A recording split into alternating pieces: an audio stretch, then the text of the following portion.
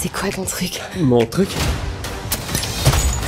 C'est quoi ça? Novocaine. Morgan Charrière s'est donc incliné par décision unanime face à Nathaniel Wood, 30-27, 30-27, 30-27, ce qui veut dire, si vous découvrez le MMA aujourd'hui, qu'en gros Morgan a perdu tous les rounds à l'unanimité des juges, 19, 19, 19. Nathaniel Wood, avant le combat, on disait que c'était vraiment un adversaire gros test pour Morgan, classé 28e sur Tapology dans la catégorie Featherweight, 56e sur Fight Matrix. Ça fait 7 ans qu'il est à l'UFC, 4-1, 5-1 désormais depuis qu'il est passé chez les Featherweight, puisqu'avant il était chez les Bantam, et vraiment sa boxe, sa vitesse ont parlé, et c'est ce qui fait que malheureusement pour nous, il inflige à Morgan une deuxième défaite à l'UFC, et donc Morgan passe à 2-2 dans l'organisation Rennes. Ouais, voilà, pour l'intro, Rust, on va lancer, on arrête. On va lancer le générique. Petit message quand même à... Ça me fait toujours marrer, Bruce Buffer qui fait Out of Montes la Jolie. Ça me... Montes la Jolie. La Jolie. Ouais. Mais c'est marrant parce que tout le monde a son interprétation, parce qu'il y a la meuf, je ne sais pas, je la connaissais pas, qui présente au début, là, pendant qu'ils font la marche sur le ring, qui a dit, c'était quoi? Morgan Charrière. Et en gros, tu sens qu'elle a voulu faire l'accent français, mais c'est terrible. C'est terrible. C'est terrible pour nous. Parti générique. Soit. Avec Winamax, ton premier dépôt est doublé jusqu'à 100 € en pari gratuit. Dépôt 100 €, 100 € en pari gratuit, plus 10 € avec le code LASUR10, 210 € pour parier. Attention, les jeux d'argent sont interdits aux mineurs. Jouer n'est pas une alternative au travail et ne permet pas de s'enrichir, donc jouez de manière responsable. Bon bah voilà les gars, et ça aurait été, donc Morgan a perdu par décision, ça aurait pu être pire pour nous, puisque dès le premier round, il se fait mettre knockdown, parce que ça a été un peu ce qui s'est passé durant tout le combat, c'est vraiment la vitesse de pointe de Nathaniel Wood a été de trop pour Morgan Charrière, où vraiment il a eu énormément de succès là-dedans. On le savait avant le combat et ça s'est confirmé. C'était vraiment le gros avantage effectivement que Morgan allait avoir, et ça tout le monde le savait avant et ça s'est vu pendant effectivement, c'est que ne serait-ce qu'avec son jab, Nathaniel Wood, ouais. Qu'est-ce que j'ai dit? L'avantage que Morgan allait avoir. Ah pardon, que Nathaniel allait avoir, c'était la vitesse, et ne serait-ce qu'avec son jab, il a fait la plupart du boulot en fait.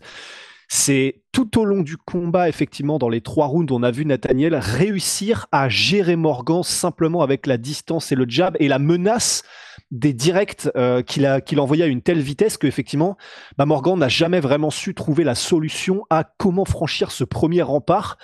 Et faut dire qu'effectivement, dès le début du combat, Morgan commence le combat agressif comme d'hab, les premières secondes c'est la guerre, et en fait il y a eu quelques échanges où on a vu que Nathaniel Wood avait vraiment un avantage de vitesse et qui, comme il est précis et qu'il a un super coup d'œil, très très vite en fait tu sens qu'il peut dépasser l'adversaire, et je pense que Morgan a dû le sentir, et notamment sur le knockdown effectivement, où c'est sur un contre de Morgan il a tenté un low kick qui, je crois, si je me souviens bien, n'a pas touché Nathaniel Wood, et Nathaniel Wood revient immédiatement avec un contre, mais une téléportation avec un contre en direct du bras arrière, si je me souviens bien.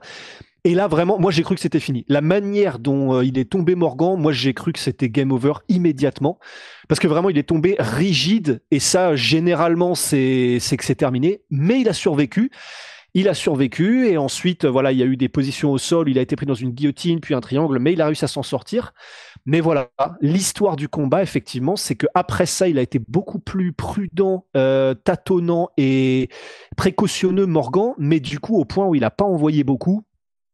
Et tandis que Nathaniel Wood, il n'a pas fait beaucoup plus non plus sur le reste du combat, mais il a gagné en réussissant à maintenir un peu en respect et avec sa vitesse et avec la menace de ses directs en contre et en avançant Morgan.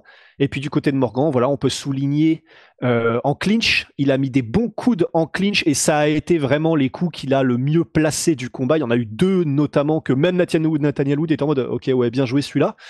Il avait sa jambe avant qui a de temps en temps, qui était dangereuse. Elle n'a pas surpris Nathaniel Wood, mais elle a été dangereuse.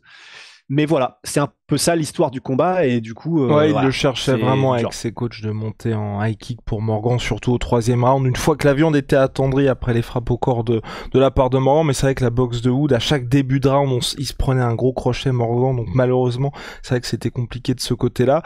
Et c'est vrai qu'on peut dire aussi que le 3e round, où Morgan avait déjà perdu les 2 premiers, il y a ses coachs qui demandaient vraiment plus d'activité, et des 2 côtés on sent qu'il y a eu une grosse débauche d'énergie des 2, parce que vraiment le dernier, ils étaient un peu fatigués. Ouais, et puis en plus, et ça c'est intéressant, mais c'est le combat, il n'y a pas eu énormément de frappes significatives, mais en fait, ce qui fait qu'ils étaient probablement pas mal creusés quand même au niveau du cardio, c'est que, enfin, à chaque fois, je pense au combat entre soit c'est Whittaker Darren Till ou Steven Thompson Darren Till, où en fait, ils étaient quand même proches l'un de l'autre. Et tu sens qu'il y a eu des moments où ils se regardaient sans rien faire pendant presque 10-20 secondes, mais sauf que c'est sans rien faire, mais juste prêt à déclencher au quart de seconde et à mettre un truc surpuissant. Donc en fait, quand tu es en état d'alerte permanent pendant 3 rounds, en fait, tu peux peut-être ne rien faire, mais ton corps finit par crier à l'aide tellement tu es en tension, en fait. Et donc tu te crèves. C'est clair. Surtout que donc il y a eu quand même quelques moments de clinch, et en termes de frappe significative, donc 72 sur 119 pour Nathaniel Wood et 42 sur 94 pour Morgan Charrière au terme des 3 rounds, donc stat ESPN. Voilà, bon, j'ai peut-être envie de dire que les deux vont rester à la même place dans les classements mondiaux, parce que donc j'avais dit que Nathaniel Wood, donc il était 28e Tapologie, 56e Fight Matrix, du côté de Morgan 91e Fight Matrix, 47e Tapologie. Éventuellement, mais bon là ce serait quand même Nathaniel, je pense pas qu'il ira dans le top 15 avec une victoire sur Morgan, et Morgan là, comme il était tellement en avance sur lui, Nathaniel Wood, je pense pas qu'ils vont le faire reculer non plus. Sachant que son autre défaite contre Morgan, c'est contre Chepe Mariscal, qui aujourd'hui est quand même 22e Tapologie, 29e Fight Matrix et invaincu en 5 combats UFC. Il a progressé de ouf, Chepe là. Chepe, t'inquiète pas, petit à petit il est en train de monter. Là, Chepe la chippie. Attends, mais Chepe. Bon, attends, vas-y. Je vais regarder plus tard. Mais ouais, en fait, je pense pas non plus. Et c'est un petit peu aussi généralement le cas lorsque tu as un combat où c'était clairement, il n'y a aucun problème. Il a gagné le combat, Nathaniel Wood, mais c'était pas non plus. Au-delà du knockdown, c'était pas décisif non plus en mode il l'a mangé comme jamais, il l'a souillé. Enfin, c'était juste. Il a gagné. Et il a gagné. Peut-être même décevant par rapport aux attentes de l'UFC, où on pouvait se dire Fight of the Night quasi garanti pour ce combat.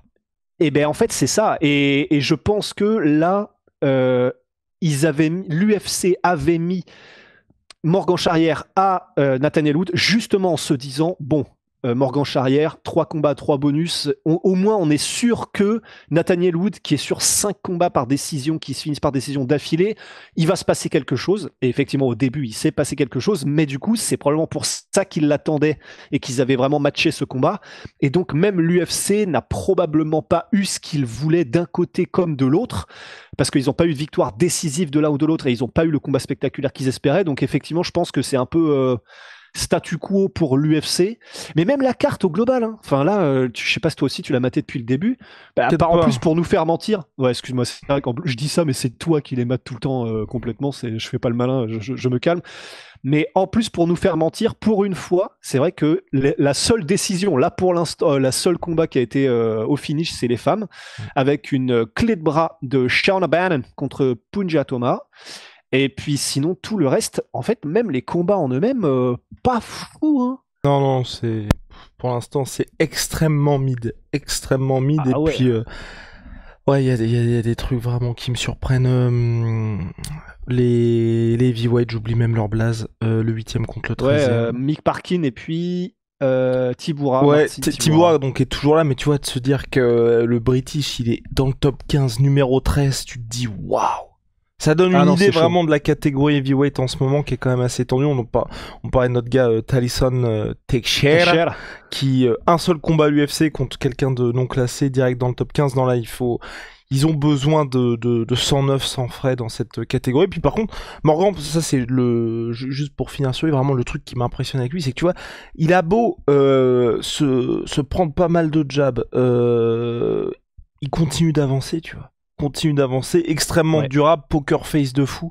Ça c'est vraiment le truc qui qui Bah, c'est un me mur, surprend hein. avec Ouais. lui. Non mais ouais, et puis comme tu l'as dit, je pensais moi aussi que c'était fini au premier round, et il récupère, mais tu vois pas sur son visage que le mec est marqué, début de round, fin de round, pareil, rien. C'est vraiment impressionnant, tu vois. Ouais, c'est comme Anderson Silva, tu sais, t'as l'impression qu'il y a des gens, c'est Luke Cage en fait. Jamais il marque, jamais il coupe. La peau, en fait, c'est. Je sais pas comment elle est d'ailleurs, la peau de Luke Cage dans Marvel, mais enfin, du coup, c'est incassable, indestructible. Et effectivement, t'as un peu cette sensation avec Morgan, et d'autant plus que. Au-delà, en plus, non seulement il est revenu et il n'était pas marqué, mais en plus de ça, survivre à un knockdown d'une telle violence et continuer à être méthodique et à ne pas paniquer de rien du tout et à continuer tranquillement, c'est vrai que là, voilà, c'est dur à cuire, on le savait hein, de toute façon, Morgan, mais effectivement, c'est encore une fois la preuve en est. Donc Ouais. ça, c'est de toute façon, personne ne peut lui enlever. Et côté Nathaniel Wood, en vrai, avec Dustin Poirier, c'est un des gars dont je préfère les entrées. Le son qu'il utilise à chaque fois, les petites baffes de son coach Brad Pickett, qui s'est quand même assagi avec le temps, parce qu'avant il envoyait des vrais mandales de l'espace dans la gueule de ces gars. De daron, ouais. Là Ouais. maintenant ça va, je pense qu'il y a quelqu'un qui a dû dire en fait gros, tu continues de faire ça, je me prends un jab, je suis KO, donc vas-y tranquille. Mais j'aime trop, tu vois, les mecs comme ça, ils ont leur son signature, tu sais à quoi t'attendre avec leur entrée, et t'es servi à chaque fois. Ouais. Ouais, non, c'est clair, ils déçoivent pas. Hein. Ils déçoivent pas. Ouais, bon. Donc voilà pour Morgan. L'autre truc, c'est où est-ce qu'on va, Rusty ? Où est-ce qu'on va après ce résultat ? Non, parce que je pense qu'il sera, s'il y a un UFC Paris sur la carte de l'UFC Paris, parce que favori des fans. Mais c'est vrai que c'est un peu dommage en termes de. Bah là, ça aurait pu permettre de propulser Morgan. Aujourd'hui, peut-être que pour l'UFC, tu te dis, bon, bah c'est notre gars sûr pour les cartes qui vont être francophones and co. Mais t'as plus non plus forcément cette garantie de bonus. Et puis le gars qui va peut-être jouer le tout pour le tout dans le 3e round. Je sais pas trop pour la suite. Genre en mode, il rentre un peu dans le rang, tu vois. Bah après, là, du coup, parce qu'il est encore jeune, Morgan, 29 ans, mais peut-être que là, l'UFC se dit, soit ils vont se dire, ok, peut-être qu'ils vont se dire, bon, bah, on voit qu'il y a eu un plafond ou qu'il y a peut-être une limite qui n'a pas encore réussi à franchir, et du coup, un gars comme Nathaniel Wood était au-dessus, et voilà, et donc on va le garder comme action fighter et en gros le mettre que dans des combats où on sait que ça va être ultra spectaculaire, et puis s'il en remporte plusieurs d'affilée, il repart pour un run, pour une rentrée dans le top 15. Mais je pense que là, c'est ce que l'UFC va se dire. Ils vont lui remettre des gars qui sont durs au mal, probablement agressifs. Striker, pas forcément, mais où en tout cas, ils savent qu'il va se passer quelque chose dans le combat, quoi qu'il arrive. Et puis, ouais, voilà. Vraiment, je pense que là, il y était déjà dans la catégorie Action Fighter pour l'UFC, mais maintenant, peut-être que l'UFC va effectivement tempérer avec Morgan et voir ce qu'ils en font en fonction des prochains résultats, ouais. Je vois ce que vous voulez dire, monsieur. Je pense qu'on a fait le tour. Ouais, on a fait le tour. On peut juste quand même, histoire de l'avoir prononcé ce nom, parce que moi, il m'a quand même vraiment très agréablement surpris. Je le Nathaniel connaissais pas Wood. bien. C'est l'honneur Cavana. Oui.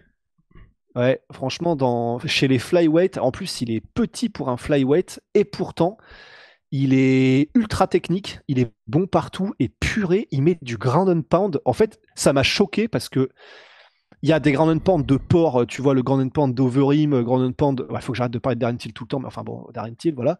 Mais des très bons strikers qui savent mettre du ground and pound et ça impacte à la mort. Et lui, là, l'honneur Cavana, c'était la première fois, je sais pas si c'était l'écran ou j'en sais rien, j'avais l'impression, parfois, il mettait des coups en ground and pound, j'avais l'impression de même pas voir partir les coups tellement il les mettait rapidement. Et impact, et avec moult impact en plus de ça. Et puis même au-delà de ça, voilà, hyper dur au mal, hyper technique dans tous les domaines, agressif. Franchement, voilà, très très bonne découverte, l'honneur Cavana. À suivre. Et ben voilà, si vous ne le connaissiez pas, now you know. Now you know. MyProtein, les gars, moins 30% minimum. C'est tout ma sweet pea avec le code Minimum la sueur. Minimum me. C'est dispo, bah évidemment sur leur site. Frein complément alimentaire, les Pop Rolls, puis Olimoli Révolution dans les boissons énergisantes, dosettes individuelles ou les gros packs milkshake, boissons de réhydratation, thé glacé. Regardez-moi cette petite bouille, Lil Hanky, Sweet Hanky. Code la sueur 5 pour votre première commande, moins 5€ et si vous avez déjà commandé chez eux, code la sueur 10, moins 10%. See ya.